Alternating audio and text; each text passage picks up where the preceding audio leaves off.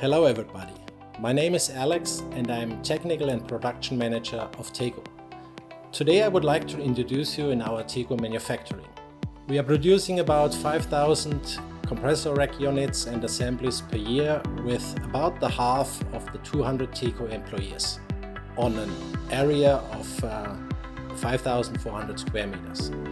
Our production philosophy is quality made in Germany. Since 2004, we have been working on the application of CO2 as a refrigerant. In 2007, we installed our test and training center, including a test supermarket. Over 300 external specialists are trained in CO2 application in our facility per year.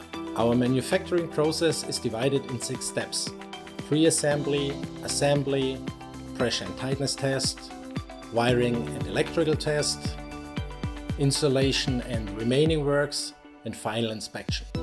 There we differ between serial and customized products.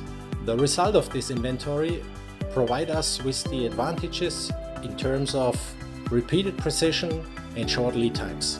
Our quality assurance is based on intensive testing methods. Our self-developed and automated testing facility enables us pressure tests up to 200 bar and leak tests up to 150 bar. This means that we are also in a position to meet future requirements for CO2 products in terms of quality of execution.